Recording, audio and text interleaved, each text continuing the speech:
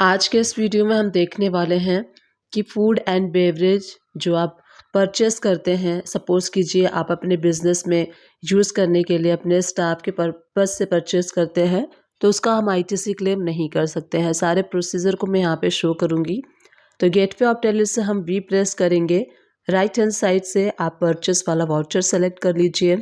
F2 press करके जो भी इनवॉइस का डेट है वो आपको मेंशन करना है, इनवॉइस का नंबर, और मोड को चेंज कर लेना है, क्योंकि हम फूड एंड बेवरेज जो कि एक्सपेंसेस होता है, अगर आप अपने बिजनेस में स्टाफ के वेलफेयर के पर्पस से परचेस कर रहे हैं तो यहाँ पे फूड एंड बेवरेज जो है इसका लेजर ऑल्ट सी प्रेस करके आपको क्रिएट करना है इनडायरेक्ट एक्सपेंसेस के, क्योंकि ये जो है आप परचेस कर रहे हैं अपने स्टाफ वेलफेयर के लिए, तो इसीलिए ये इनडायरेक्ट एक्सपेंसेस के अंडर में आएगा और जीएसटी इसके ऊपर एप्लीकेबल होगा, क्योंकि आप इनवाइस जो परचेस कर रहे हैं उसके ऊपर जीएसटी एप्लीकेबल है। इसीलिए इसका जो लेजर है वो अंडर हम जीएसटी एप्लीकेबल करेंगे और इसका जो सेट ऑल्टर जीएसटी डिटेल्स है इसको हम यस प्रेस करेंगे। यहाँ सारी इन्फॉर्मेशन आपको फिल करनी है, जैसे कि नेचर ऑफ ट्रांजैक्शन। अगर आप लोकल से परचेस कर रहे हैं तो परचेस टैक्सेबल कर लीजिए, और इंटर स्टेट से कर रहे हैं तो नॉट एप्लीकेबल कर लीजिए। टैक्स रेट अप्लाई करते हुए सप्लाई ऑफ गुड में गुड्स कर लीजिए। अब जितने का भी आप फूड एंड बेवरेज परचेस कर रहे हैं वो अमाउंट आपको यहाँ पे फिल करना है, और उसके बाद CGST SGST आप अप्लाई करेंगे अगर आप लोकल स्टेट से परचेस कर रहे हैं।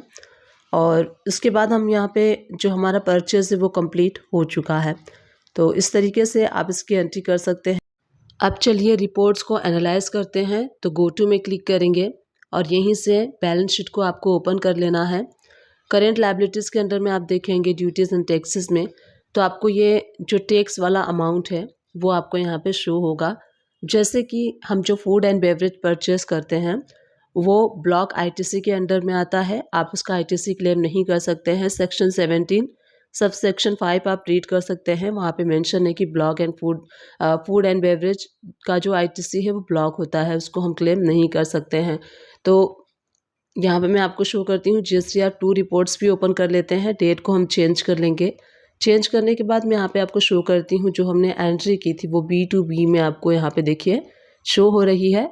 इसका जो आईटीसी है, जो भी अमाउंट का आईटीसी है वो हम अपने बुक्स में एज अ एक्सपेंसेस बुक करेंगे, GST एक्सपेंसेस बुक करेंगे। क्योंकि हम इसका आईटीसी क्लेम नहीं कर सकते तो हमें एडजस्ट करना होगा इस एंट्री को, इस अमाउंट को, जो भी GST का अमाउंट है। तो उसके लिए एडजस्टमेंट की एंट्री कैसे आप करेंगे वो भी मैं आपको आगे इस वीडियो में बताने वाली हूँ। तो एडजस्टमेंट हम करेंगे, जो भी हमारा GST वाला अमाउंट होगा वो हम अपने बुक्स में as a expenses, GST expenses under indirect expenses में शो करेंगे, जो कि आपको अपने बैलेंस शीट में प्रॉफिट एंड लॉस अकाउंट में शो होगा। और वो जो GST है वो आपको एज एक्सपेंसेस बुक हो जाएगा और GST नील हो जाएगा। तो चलिए लेजर ओपन कर लेते हैं उस पार्टी का। तो मैंने यहाँ पे जो लेजर है वो ओपन कर लिया है। अब आप देख सकते हैं सबसे एंड वाला जो है ये वाला एंट्री जो है वो था। तो यहाँ पे जो 1200 की एंट्री है, 3200 की एंट्री है, तो इसमें जो भी टैक्स वाला पार्ट होगा उसी को हमें एडजस्ट करना है। बाकी जो रिमेनिंग बैलेंस होगा वो आपको करेंट लायबिलिटीज़ में शो होगा, और ये जो टैक्स वाला अमाउंट है वो एडजस्ट हो जाएगा जब हम एडजस्टमेंट की एंट्री करेंगे। अगर आप चाहें तो सेक्शन 17 सब सेक्शन 5 को रीड कर सकते हैं, वहाँ पे मेंशन है कि कौन कौन सी ऐसी आईटीसी है जो कि ब्लॉक है, जिसको आप क्लेम नहीं कर सकते हैं। तो यहाँ पे डेट भी चेंज कर लेते हैं, और डेट चेंज करने के बाद आप यहाँ पे देखेंगे जो एंट्री थी वो एंट्री हमें यहाँ पे, जो हमने अभी एंट्री पास की थी वो एंट्री हमें यहाँ पे शो हो रही है। तो यहाँ पे 3200 की एंट्री है। पार्टी को हम पूरा पेमेंट कर देंगे जितना भी उनका आउटस्टैंडिंग है, और अपने बुक्स को बराबर करने के लिए, मेंटेन करने के लिए हम GST एडजस्टमेंट की एंट्री को पास करेंगे। यहीं से आप ऑल्ट A प्रेस करेंगे तो वाउचर ऐड हो जाएगा, और यहाँ पे हम पेमेंट कर देंगे पार्टी को। तो 3200 का मैंने पेमेंट कर दिया है। अब उसके बाद जो एडजस्टमेंट की एंट्री है उसको हम करेंगे।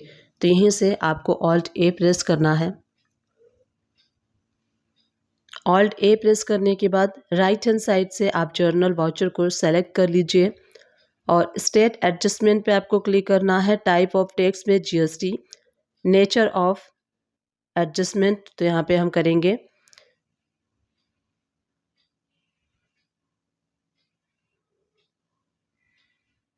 Reverse of input tax credit.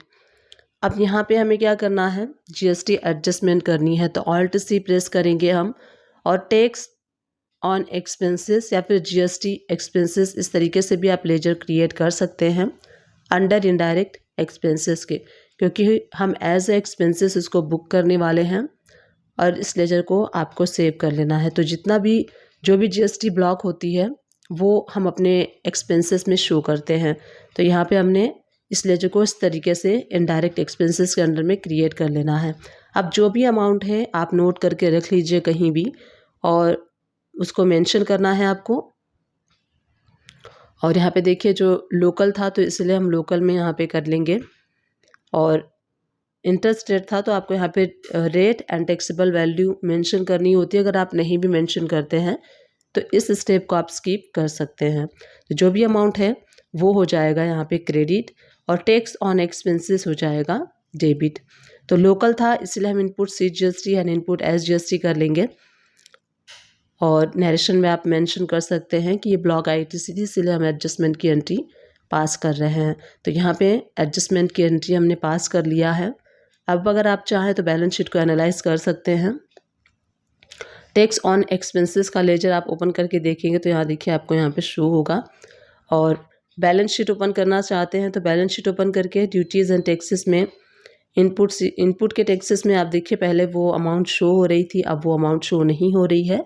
It mean कि वो एडजस्ट हो गया है। डेबिट एंड क्रेडिट आप देखिए एडजस्ट हो गया है, तो इस तरीके से आप देख सकते हैं। तो इस तरीके से अगर कोई भी ब्लॉक आईटीसी आप परचेस करते हैं जिसका आप आईटीसी क्लेम नहीं कर सकते, तो इस तरीके से आपको अपने बुक्स में मेंटेन कर लेना है, एंट्री कर लेनी है जैसे मैंने आपको शो किया।